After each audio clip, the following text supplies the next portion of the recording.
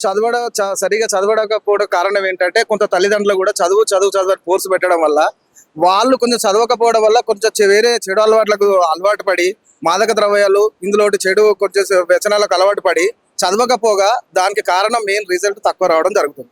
ఓ డ్రగ్సే కావచ్చు, ప్లస్ ఇంకా వేరే కావచ్చు, వేరే చిన్న చిన్న కారణాలు కావచ్చు.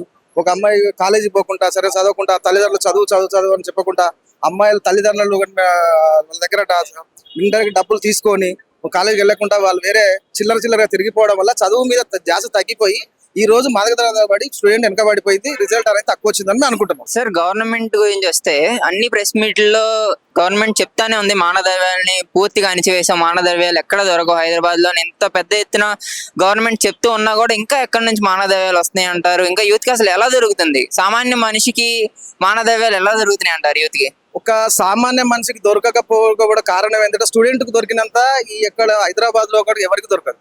స్టూడెంటే మెయిన్ కారణం. ఎక్కడ ఏం జరుగుతుంది, ఎక్కడ ఏం మాదక ద్రవ్యం ఉంది, ఎక్కడ ఏం జరుగుతుంది అనేది ప్రతి డ్రగ్స్ విషయంలో కాంచి కొకైన్ల కాంచి ప్రతి ఒక్క వాళ్ళకు క్షణక్షణం తెలిసి ఉంటుంది.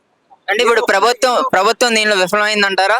ఈ యొక్క దాంట్లో విషయంలో ప్రభుత్వం విఫలం కాలేదు. ఈ యొక్క స్టూడెంట్ అనేది సరిగా చదవక వ్యసనాలకు అలవాటు పడి తల్లిదండ్రులు ప్రోత్సహిస్తున్నా కూడా వాళ్ళని మాటకు ధిక్కరించి కూడా చెడు అలవాట్లకు దూర ఆలోచన పడి చదవకపోవడమే దీనికి అంతటి మేలు కారణం. సరైన గవర్నమెంట్ కూడా కొంత సరైన చర్య తీసుకోకపోవడం. ఒకసారి డ్రగ్స్ వాడుతున్నాడు అంటే వానికి కఠినమైన చర్య తీసుకొని వానికి ఇంకో వేరే వ్యక్తికి మాదక ద్రవ్యాల పాల్పడకుండా ఈ యొక్క వ్యక్తిని కంట్రోల్ కనుక చేసేది ఉంటే ఈ అలా ఒక స్టూడెంట్ అనేది ఖచ్చితంగా నుండి చదువుకోవడానికి కారణం అయ్యేది ఉండే. సార్, ఇంకా ముందే ఏళ్లలో ఇంకా పాస్ పర్సెంటేజ్ పెంచుకోవాలంటే గవర్నమెంట్ తరఫు నుంచి నిర్ణయాలు తీసుకుంటే బాగుంటది అంటారు. ఇప్పటికైనా ఈ క్షణంకైనా జరిగింది సార్. ఫస్ట్ ఇయర్ సంబంధించినది మనకు ఏ ఒక్క రాష్ట్రానికైనా మన హైదరాబాద్ లో చాలా రిజల్ట్ తగ్గింది కాబట్టి ఇప్పటికైనా వ్యసనాలకు అలవాటు పడేది అతని యొక్క తల్లిదండ్రులు ప్లస్ గవర్నమెంట్ ప్లస్ ఉన్నత అధికారులు కూడా కాలేజ్ ప్రిన్సిపల్ కూడా బరువు బాధ్యతతోని కఠినమైన చర్య తీసుకొని ఉంటే మునుముందు సెకండ్ ఇయర్ లోకి వెళ్ళినప్పుడు ఖచ్చితంగా 100% రిజల్ట్ తోని హైదరాబాద్ లో ఉంటుందని ఆలోచిస్తున్నాం. సార్, చదువుకొని మాట్లాడుకుంటున్నాం. జీవితంలో చదువు ఉండొచ్చు కానీ చదివే జీవితం అవ్వకూడదు అనే పాయింట్ అందరు పాటించాల్సిందే, అందరు తెలుసుకోవాల్సిందే.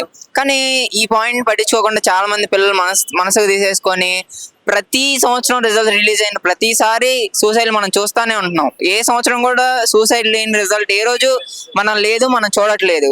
ఎందుకు స్టూడెంట్స్ సూసైడ్ చేసుకోవాల్సి వస్తుంది? దీన్ని ఎందుకు ఆపలేకపోతున్నారు పేరెంట్స్ కానీ సొసైటీ కానీ?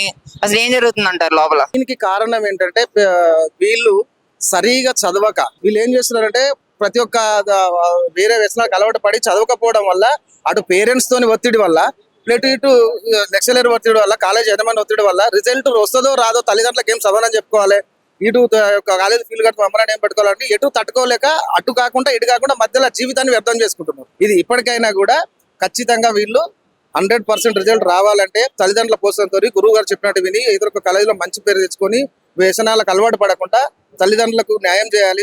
చదువుకున్న గురువులకు ఉండి కాలేజీ పేరు తెచ్చి మంచి ఉన్నత భవిష్యత్తులో ఉండి చదువుకోవాలని నేను ఆలోచిస్తున్నాను.